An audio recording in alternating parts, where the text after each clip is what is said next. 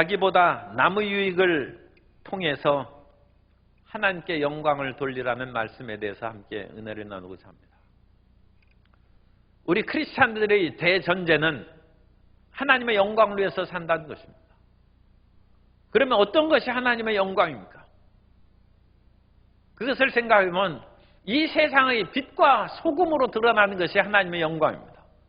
우리가 그냥 하나님 영광 받으소서 그래가지고 하나님께서 영광을 받으시는 것이 아니라 우리가 하나님께 영광 받을 만한 일을 행함으로써 정말로 하나님은 위대하시다 하고 주변 사람들 그리고 불신자까지 과연 예수님 믿는 사람은 이 사회의 빛이요 소금이요 이 사회에 꼭 필요한 사람이다. 그런 찬사와 칭찬이 나타날 때 하나님께서 그의 자녀를 통하여 영광을 받으신 줄로 믿습니다. 그러므로 우리는 우리 스스로도 하나님께 영광 돌릴 뿐만 아니라 나 자신을 통하여 저 사람 예수님 믿는 사람인데 정말로 예수님 나 믿어야 되겠다.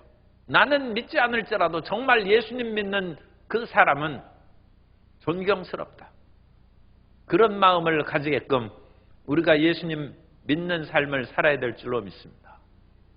그러려면 우리에게 필요한 것은 다른 사람에게 관심과 배려를 기울이고 다른 사람을 사랑하는 것입니다. 고린도전서 8장부터 10장까지는 우상의 제물에 대한 그 내용이 무려 석장까지 많이 기록이 됐어요. 사람들이 하나님을 섬기는 영광 돌리는 그 일에 있어서 이론적이고 어느 추상적인 것이 아니라 지금 우리가 먹고 마시는 그 문제에 있어서 올바르게 행할 때 하나님께 영광 돌리고 다른 사람이 시험에 안 된다는 것입니다.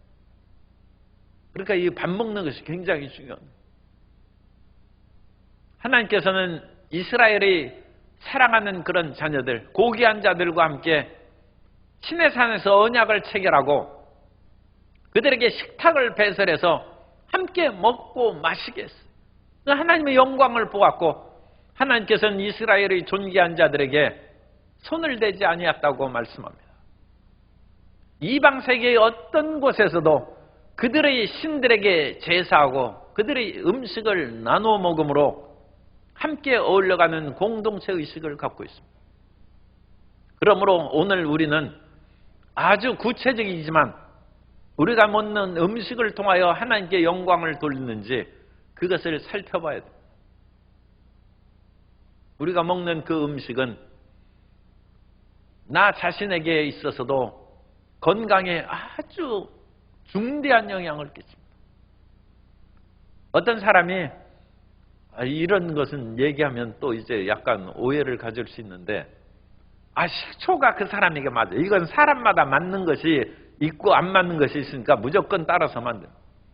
그런데 식초를 벌컥벌컥 마시면 식도와 위장이 상해서 그거 오래 못 마시고 큰일 날 수 있어요. 그 사람 물에다 식초를 한 방울 딱 떨어뜨려서 그걸 마신다. 그 사람 몸에 맞는 거예요. 안 맞는 사람은 그거 마시면 안 됩니다. 그런데 그 한 방울 떨어뜨리는 것을 수십 년을 해왔다. 그래서 그 몸에 병이 없다. 병이 없고 항상 몸이 상쾌하고 날아갈 듯이 살아간다. 그런데 드라마라든지 소설에 보면 만성 독약이 있어요. 그 만성 독약은 식초 한 방울 떨어뜨리는 것처럼 독약을 한 방울 딱 떨어뜨려요. 그래서 독약이 표시도 안 나. 그 검출하기가 어려워요. 그런데도 불구하고 그 조금 넣은 독약을 1년, 2년, 3년 하면 나중에 독약에 중독됐는데 백약이 무효예요. 독약이 수년 동안 그와 같이 몸을 중독시키고 온몸에 가득 찼기 때문에 치료가 안 된다. 오늘 우리 삶 가운데 음식이 생명과 죽음의 길로 이끌어가는 것처럼 우리가 하나님께서 명령하신 그 모든 것을 우리가 잘 수행할 때 우리의 삶에 생명의 역사가 넘쳐나게 될 줄로 믿습니다. 그러므로 하나님께서 무조건 우리에게 건강을 주시옵소서 그렇게 기도하지 말고 하나님께서 금하신 그런 것들을 먹지 말아야 되고 하나님께서 금하신 그런 행동을 하지 않는 것이 우리의 건강을 보호하고 이 세상을 행복하게 살아가는 것입니다. 하나님의 자녀들이 끊임없이 기도하는데도 불구하고 건강하지 못한 사람이 많이 있어요. 그건 하나님이 그 사람을 적게 사랑하는 것이 절대 아닙니다. 하나님께서 그 기도 많이 하고 열심히 생활하는데 왜 적게 사랑하겠습니까? 그런데 기둥성자라는 기둥 위에 올라가서 기도하는 그런 사막의 그런 성자들이 있습니다. 그 성자들 관절염 걸렸겠어요? 안 걸렸겠어요? 나중에 다리가 마비됩니다.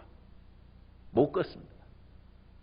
그분이 기도를 안 해서 다리가 마비된 것이 아니라 다리 운동을 안 해서 그렇습니다. 꼼짝도 하지 않고 기도하게 하면 결국은 다리가 관절이 굳어버리고 마비돼버려요. 그런데 그 가운데서도 참 놀라운 사람이 있긴 있어요. 시메온이라는 사람은 너무 그렇게 기도해가지고 다리가 관절이 되고 결국 썩어가기 시작해요. 그런데도 그 사람은 기도를 멈추지 않았어요. 그냥 다리가 썩고 이대로 내 죽는다 하면서 하나님의 일을 위하여 끈질게 하니까 하나님께서 그 기도의 그런 불태전의 기도에 하나님께서 감동하셔서 썩어간 다리가 순식간에 나왔어요. 그건 그만큼 더 열심히 기도했기 때문에 그런 기적적인 역사가 일어났지만 어쨌든 간에 그분은 1시간 기도하면 1시간 다리 운동을 해야 됩니다. 그래서 그 후에 제자들은 항상 기둥 위에 올라가서 기도한 후에는 기둥에서 내려와서 걸어 다녀야 돼요. 그래서 다리에 그런 것을 풀어주고 뭐 해야 돼요. 그래야 하나님의 일을 잘 수행할 수 있다는 거죠. 그래서 하나님께서 음식의 우상 제물의 문제에 있어서도 이와 같이 다른 사람에게 덕을 세우는 그 올바른 행동을 통해서 주의 일을 행하라고 말씀합니다. 23절에 보면 모든 것이 가하나 우리가 어떤 식으로든 하나님을 섬기고 음식을 먹고 마시는 것도 다 할 수 있어요. 그러나 모든 것이 유익한 것은 아니라 식초 한 방울을 먹는 그런 것들이 유익할 수도 있고 막 다른 사람에게는 안 줄 수도 있어요. 찬밥 더운 밥 가리지 않고 먹는다고 했는데 찬밥 더운 밥 가리지 않고 먹는 것도 속이 따뜻한 체질을 가진 사람은 찬밥을 먹는 것이 건강에 좋을지라도 속이 냉한 사람은 찬밥 오래 먹으면 배탈 나고 오래 못 삽니다. 모든 것이 가하지만 모든 것이 유익한 것이 아니라는 것입니다. 모든 것이 가하나 모든 것이 덕을 세우는 것이 아니다. 내가 우상의 재물을 먹을 수 있다. 난 믿음이 있고 강하다는 것입니다. 그까지 귀신이고 뭐고 그런 거에 대해서 뭐 별 신경 쓰지 않아요. 그러나 내가 우상의 재물을 먹는 것으로 인하여 덕을 세우는 것하고는 거리가 있다는 거죠. 좀 플레이 표현입니다만 우리나라에서도 굉장히 진보적인 그런 성향을 가진 교회에서는 술을 마십니다. 가합니다. 왜냐하면 유럽에 있는 크리스찬들도 그와 같은 포도주나 그런 맥주에 대해서 개방적인 그런 교회들이 많이 있습니다. 그리고 그것에서 공부해서 온 사람들이 한국 교회 괴상하다고 그래서 나는 믿음이 강하다. 그런 것을 시행합니다. 그러나 그것이 덕을 세우는 건 아니다. 이 덕을 세운다는 것은 이 집을 세운다는 헬라 원어의 뜻은 그렇습니다. 자기 혼자는 살 수 있는데 집을 세우지는 못해요. 집을 세우려면 부부가 있어야 집을 세우죠. 그래서 원래 그 한글을 풀어가지고 신학적으로 적용한 그것을 한글 신학이라고 하는데 이 한글 신학에는 계집이 그냥 천댓말이 아니라 개난 계신 뜻이고 집은 집. 집에 계신 분이 계십니다. 그래서 집에 계신 분이 있어야 그것이 이제 아내죠. 그분이 있어야 집이 세워지는 거예요. 남자가 한만 혼자 살아도 돈 아무리 벌어와도 그건 집이 아니에요. 아내가 있어야 돼. 그러면 아내가 그 사람과 같이 살려면 남편이 자기 맘대로 살아서는 안 되죠. 자기 맘대로 살아서는 거기에서 배겨나서 같이 살 사람이 어디 있어요. 집이 안 세워지는 거예요. 남편이나 아내가 집을 세우려면 남자도 어울려야 되고 여자도 어울려야 되고 서로 간에 덕을 세워야 집이 세워집니다. 그게 덕입니다. 그래서 모든 것이 가하지만 너 혼자만을 위하여 마음대로 행하면 덕스럽지 않다. 집이 안 세워진다는 거예요. 집이 안. 그러니까 우리가 가정의 집도 그렇고 어떤 동업을 하는 회사에 있어서도 내 맘대로 하면 그게 회사가 세워지겠습니까? 집이 안 세워지는 것이죠. 나라도 마찬가지죠. 여야라는 것은 일종의 남편과 아내인데 여야가 서로 협조를 해야 집이 세워지고 나라의 집이 건설되고 발전하는 것이지, 모든 것이 가하다 해서 일방적으로 어느 한쪽 편에 사면 그게 집이 세워지지 않는다.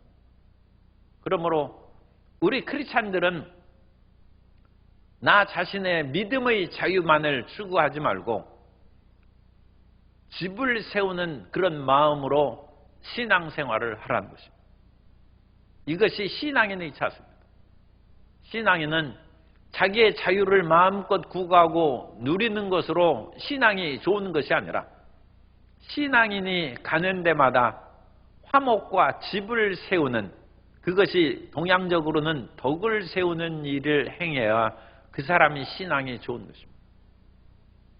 2022년 교수들이 뽑은 대한민국의 그런 상황에 대해서 사자성어를 만들었는데 그 사자성어는 과히 불개다.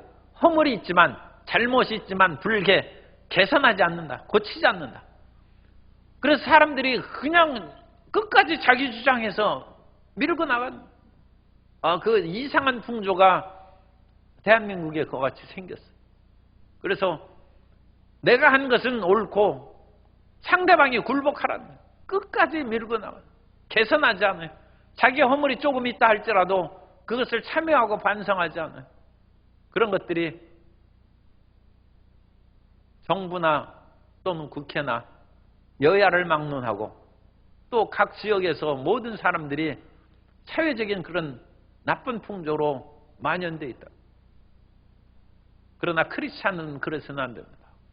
크리스찬들은 자기의 잘못을 인정해야 됩니다. 그리고 자기 잘못을 고쳐야 됩니다. 그리고 그 잘못을 고쳤으면 다른 사람과 손을 잡고 어울려 살아가야 됩니다. 그것이 크리스찬이 덕을 세우는 것이고 그것이 지부를 세우는 것입니다.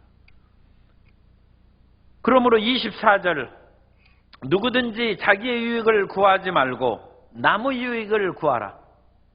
이게 참 오늘날 시대하고 반대죠. 우리는 나 자신의 유익을 위해서 살지 남의 유익을, 다른 사람이 무슨 상관이냐. 그것이 현대인에게 많이 주장되는 거예요.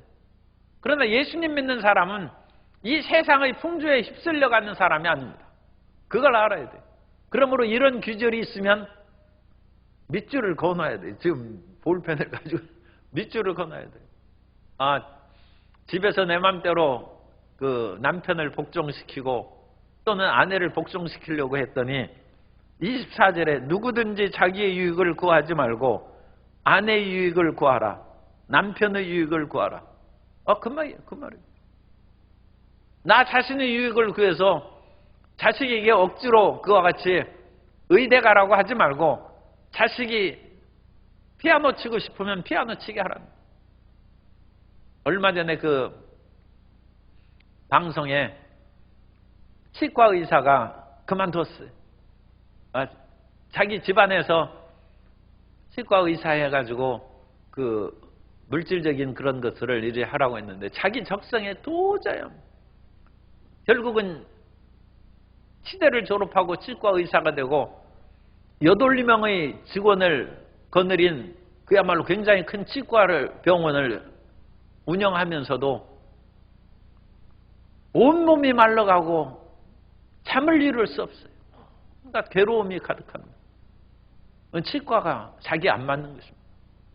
사람이 마음이 괴롭고 아프다가도 다른 사람 이를 치아를 치료해주고 이빨을 뽑으면 기분이 좋아야 돼.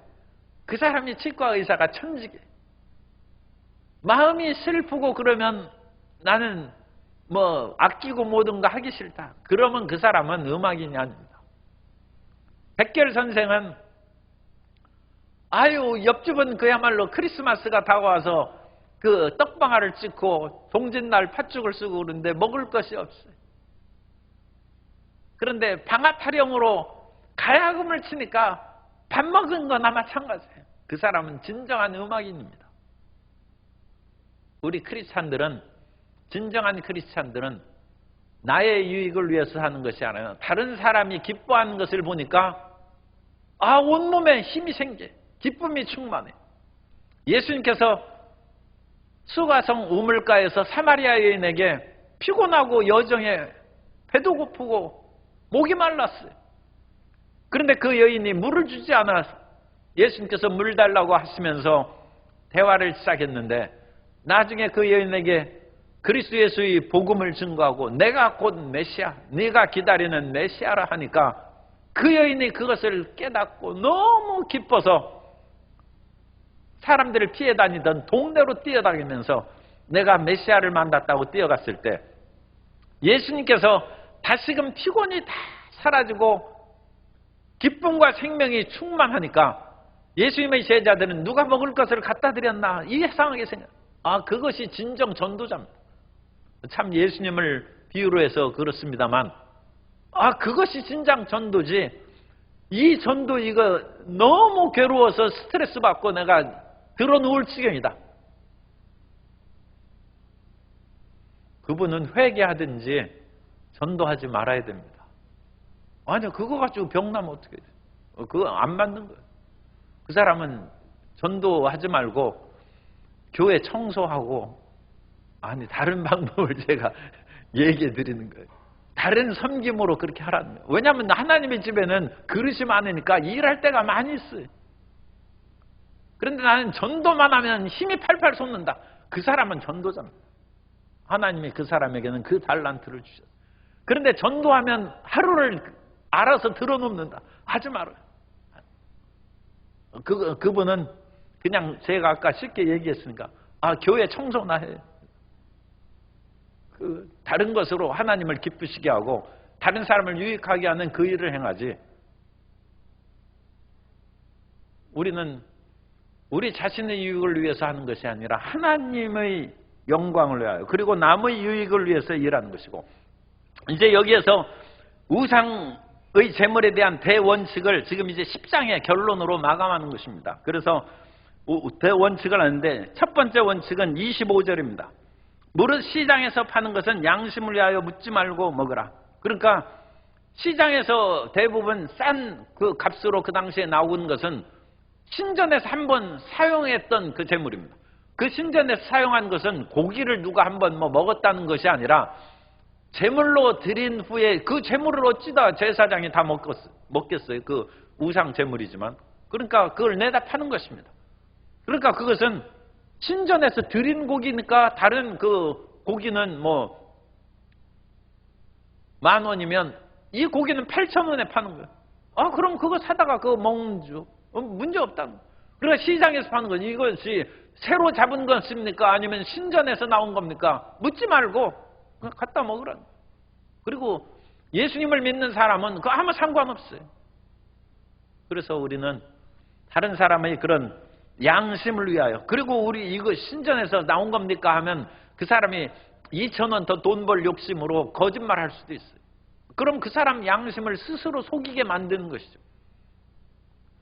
그러니까 우리가 물건 살 때 국산이라고 그거 써붙여 놓고 있으면 그냥 그걸 사면 되지. 이거 진짜 국산이 묻지 말라. 그럼 그 사람 아니라고 대답하겠어요? 진짜 국산인데 사실은 자기 마음에는 이거 절반은 딴 거 섞었어. 그걸 어찌 얘기하겠습니까? 그러니까 그 사람 양심이 괴로운 거예요. 그럼 그분이 오래 장사 못하죠. 그 마음의 괴로움이 누적되면 그 장사하면서 병나죠. 그러니까 그 사람 살려줘야죠. 그리고 자기가 쫙 봐서 이게 국산 아니라 절반 섞였다는 것을 보면 묻지 말고 딴 데 가면 살 것이죠. 그거 가지고 꼭 물어가지고 할 필요 없어요. 그래서 시장에서 살려면 파는 사람의 양심을 생각해 주는, 그것이 관심과 배려입니다. 파는 사람의 양심도 인정해 줘야죠. 그리고 그 사람도 나만큼 정직할 것이다 인정해 주라. 그래서 시장에서 팔 때는 묻지 말고 먹으라. 그리고 그 모든 것은 하나님께서 다 하시니까 우상의 제물 그런 것은 뭐 의미가 없어요. 그 다음에 27절에 보면 불신자 중 누가 너희를 청할 때 너희가 가고자 하거든 너희 앞에 차려놓은 것은 무엇이든지 양심을 위하여 묻지 말고 먹으라. 불신자들은 그 우상의 제물을 당연히 사다가 요리를 했을 수가 있고, 또는 믿는 사람에게 덕스럽지 않은, 그러니까 레위기 11장에 나오는 그런 음식은 먹어도 됩니다만 그래도 뭔가 그 비율법적인 그런 음식으로 차려놨을지라도 그냥 먹으라는 것입니다. 왜냐하면 불신자의 집에 가서 그 사람이 평상시에 먹는 대로 음식을 차렸는데 내가 믿는 사람으로 나는 코셔, 깨끗한 음식, 그 유대인의 정결법에 의한 그런 음식만 먹는다. 그러면 불신자 집에 가지를 말아야죠. 그래야지 불신자의 집에 가가지고 이 음식이 어떠니 뭐니, 고춧가루는 왜 이렇게 많이 넣느니, 간장, 매우면 조금 먹으면 될 것이고 짜면 거기서 물에다가 이렇게 해서 그냥 먹은 후에 물을 먹든지 아니면 물에 씻어 먹든지. 그래서 그걸 불신자의 집에서 주는 대로 먹으라. 그리고 왜 그렇게 먹어야 됩니까? 나야 건강이 안 좋은데. 나의 양심과 나의 삶의 중심을 두지 말고 불신자의 양심을 위해서 그렇게 하라. 그런데 이것이 예수님 믿는 사람의 태도란. 그러니까 예수님 믿는 것은 하나님의 은혜로 예수님을 믿었지만 실질적으로 하나님의 영광을 드리고 다른 사람에게 덕을 세우는 예수님 믿는 사람은 쉽지 않습니다. 예수님 믿는 사람은 자신을 쳐서 복종시키고 겸손하라. 심지어 사도 바울조차도 나 자신에게 너를 쳐서 복종시킨다고 그러죠. 그러니까 자신을 쳐서 복종을 많이 시키는 사람일수록 사도요 훌륭한 그런 주의 종으로 그 반열이 높아지는 거예요. 내 맘대로 믿는다. 제일 수준이 낮은 사람이에요. 제일 수준이 낮은 사람이에요. 제일 수준이 높은 사람은 자기의 권리와 모든 자유를 하나도 쓰지 아니하고 다 그것을 억압하고 절제하는데 그것은 다른 사람의 유익을 위해서, 그리고 한 사람이라도 더 하나님의 품으로 인도하기 위해서 자신을 쳐서 복종시킨다. 이것이 예수님 믿는 위대한 사람의 자질이고 특징입니다. 그리고 그와 같은 마음을 가진 사람이 이 땅의 지도자가 되면 나라가 평안하고 온 국민이 행복한 것이죠. 그러지 나라의 지도자들이 내 권리를 마음껏 사용한다 하면 백성들만 죽어나는 것이죠. 그런데 예수님 믿는 사람은 세상은 그런 식으로 나아갈지라도 그렇게 해서는 안 된다는 것입니다. 묻지 말고 그냥 먹는 거예요. 불신자의 집에 가서 나는 그런 위험한 일 못하겠다 하면 그거 가지 말아야죠. 그리고 거기 갔으면 그대로 무엇이든지 양심을 위하여 묻지 말고 먹으라. 28절 그 다음에 세 번째입니다. 누가 너희에게 이것이 재물이라 말하거든 알게 한 자와 그 양심을 위하여 먹지 말라. 내가 말한 양심은 너희 것이 아니오 남의 것이니 남의 양심을 위하여. 그래서 이제 불신자의 집에 가서 먹는데 사람들이 그냥 다 먹었으면 아무 상관없죠. 그런데 그 중에서 마음이 꺼림칙한 사람이 믿음이 약한 사람이거나 아니면 불신자일 수 있습니다. 그 사람이 이것은 우상의 제물입니다. 그러니까 믿음이 약한 사람이 그 말을 했다면 내가 마음에 좀 거리낌이 있는데 먹어도 됩니까? 그것을 얘기하는 것이고, 불신자가 우상의 제물이라고 얘기한 경우에는 불신자는 우상을 제물을 어떤 우상의 특별한 능력이 있는 것으로 생각할 수 있습니다. 그래서 그런 것들이 크리스찬의 영혼에 해가 되거나 또는 어떤 유익이 되지 않겠느냐. 이것은 일종의 영험 있는 그런 음식이니까 당신 보약인 줄 알고 먹으라. 그렇게 불신자는 그렇게 얘기할 수도 있고, 믿음이 약한 사람은 이걸 먹으면 뭔가 부작용이 있고 체하지 않을까, 그런 마음으로 얘기할 수도 있어요. 어쨌든 간에 믿음이 약한 믿는 사람이나 아니면 불신자라 할지라도 이것이 우상의 제물이라 그렇게 얘기하면 그 말한 사람이 어쨌든 무엇인가 마음이 걸리니까 그 말을 했으니까 그 사람과 그 사람의 마음이 편해지도록 먹지 말라는 거예요. 이것도 결국 다른 사람에 대한 배려입니다. 다른 사람에 대한 유익을 구하는. 내가 보니까 나는 먹어도 괜찮고 요리를 얼마나 잘했는지 지금 그렇게 해서 막 집어먹으려고 하는데 그것을 딱 지적해서 우상의 제물이라고 하면 아무리 먹고 싶어도 먹지 말라는 거예요. 왜냐하면 그 사람의 양심을 위해서. 할 수 없이 그거 먹지 말고 물이나 마셔야지 어떡하겠어요. 이 모든 태도가 무엇입니까? 8장부터 10장까지 그런 우상제물에 대한 결론은 나를 위해 살지 말고 다른 사람을 위해 살라는 것입니다. 오늘 우리 예수님 믿는 사람이 그런 마음으로 살았다면 예수님 믿는 삶이 좀 어렵고 힘들기는 했겠지만 예수님 믿는 사람 어서 오라고 할 것입니다.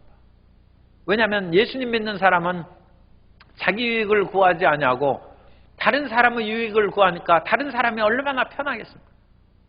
다른 사람이 얼마나 행복해지겠습니까? 그러니까 그 사람은 사회에 필요한 사람이 돼요. 그런데 어떤 사람을 자기 단체나 무슨 모임에 했는데 자기 주장만 하고 자기 중심으로 막 하고 그러면 저 사람은 다음번 모임에 절대 초청하지 말고 오지 못하게 해야 된다. 왜냐하면 다른 사람이 피해를 보고 시끄러우니까. 그런데 예수님 믿는 사람이 그렇게 행동한다면 사회에서 배제되고 쫓겨나는 것입니다.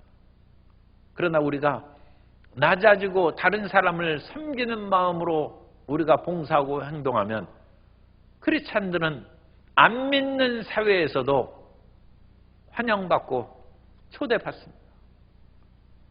오늘 우리가 믿는 사람들끼리만 어울려 살아서는 안 되고 믿지 않는 사람들에게도 초대받고 어울려, 물론 거기 가서 초대받고 어울려서 뭐 같이 방탕하고 뭐하고 그런 얘기가 아니죠. 자신을 쳐서 복종시킴으로 그 사람들에게 유익을 주고 기쁨을 주기 때문에 초대받는 것입니다. 그래서 우상의 제물, 이 음식을 가지고 우리의 깊은 그야말로 영적인 수준을 사도 바울이 가르치는 거죠. 음식 하나 가지고 우리는 신앙의 높고 낮음을 여기서 판가름할 수 있는 것입니다.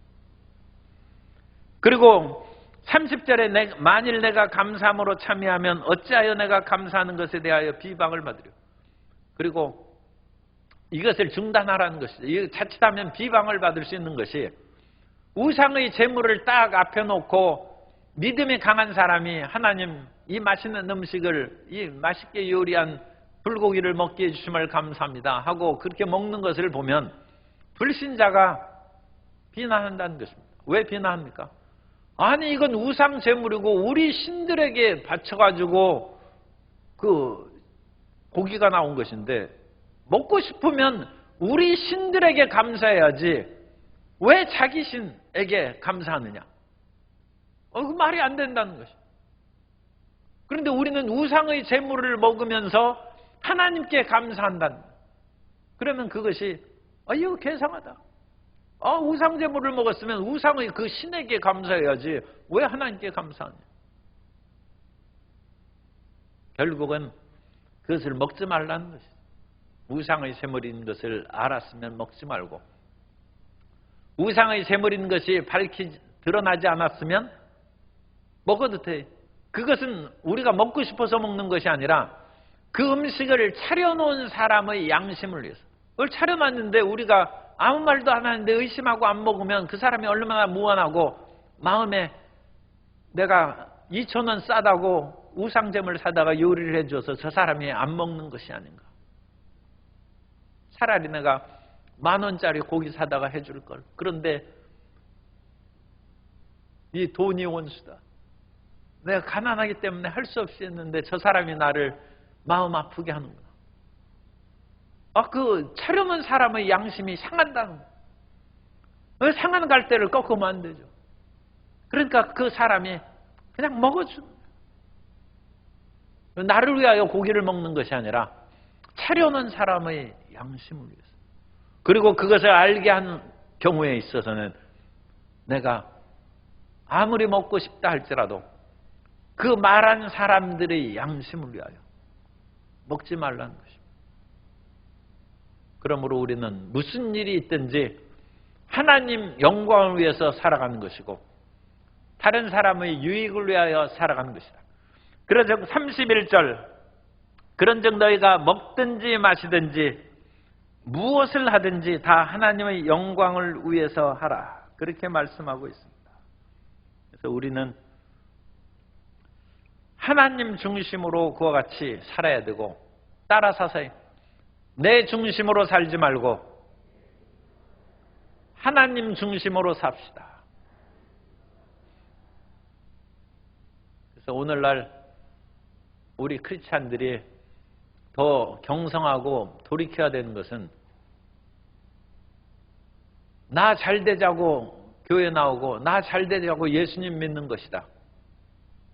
그런 것이 자칫하면 큰 잘못일 수 있습니다. 우리는 나를 위하여 사는 것이 아니라 나를 위하여 죽으시고 부활하신 예수님을 위해서 사는 것입니다. 그러므로 예수님을 믿는 것은 나는 간 곳 없고 이제 사는 것은 내가 아니요 내 안에 그리스도께서 사시는 것이다. 내가 없는 거예요. 내가 없고 그리스도를 위하여 사는 것이다. 내가 이와 같이 고생하고 힘든데 믿음을 가지고 교회 다니는 생활이 무슨 유익이 있느냐. 그런 마음을 가져면 돼요.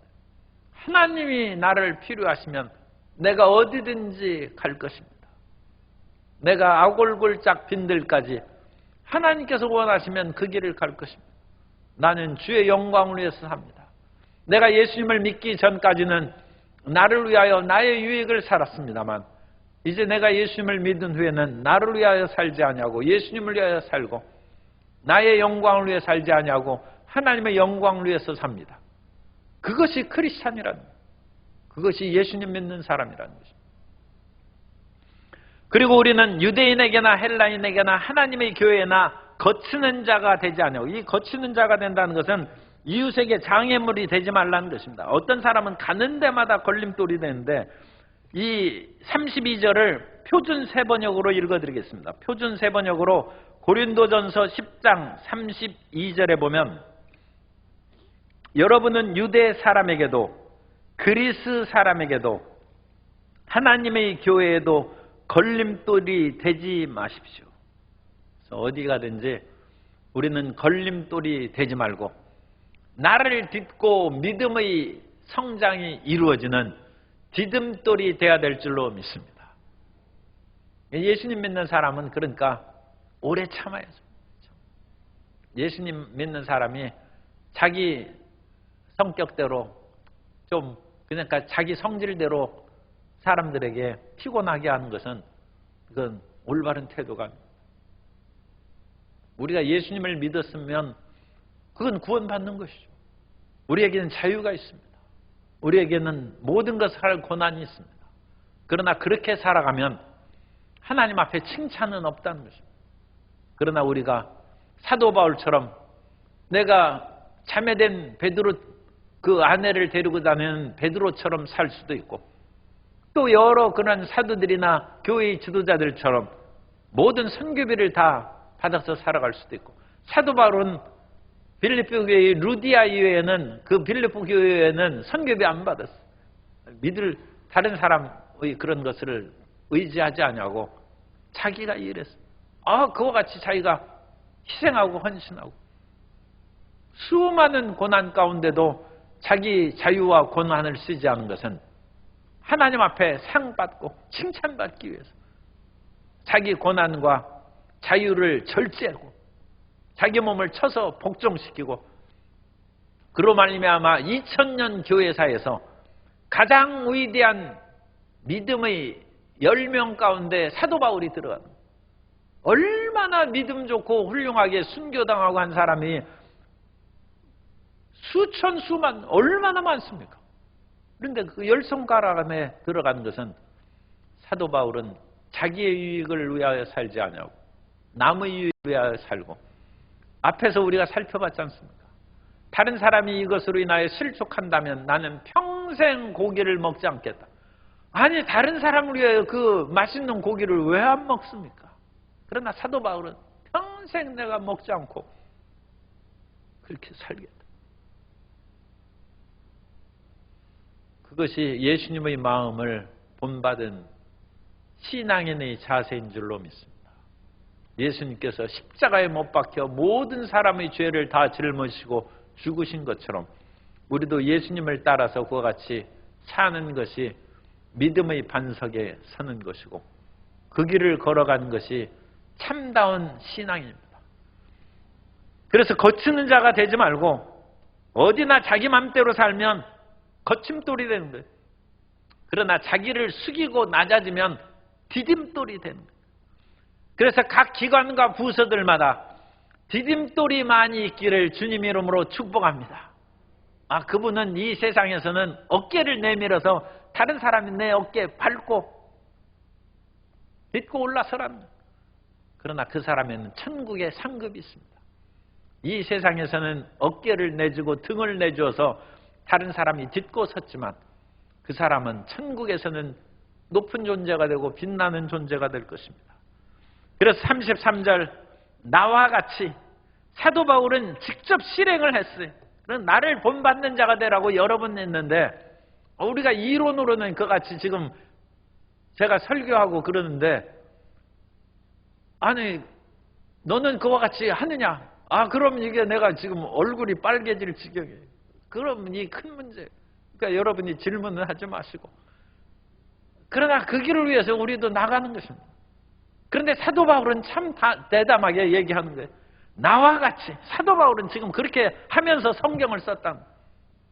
우리는 그렇게 하면서 지금 설교하고 가르치지는 못하는데, 그것을 이상적인 온전한 크리스찬으로 마음에는 믿고 그 길로 나아가긴 합니다. 그러나 사도 바울은 이 일을 실행했다는 거예요.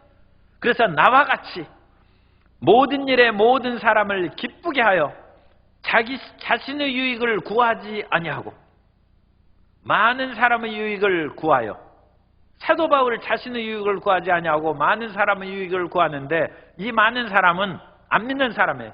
그들로 구원을 받게 하라. 위대한 역사를 이루었습니다. 우상의 재물에 대한 결론은 나의 유익대로 살지 마냐, 다른 사람의 유익을 위해서 살라는 것입니다.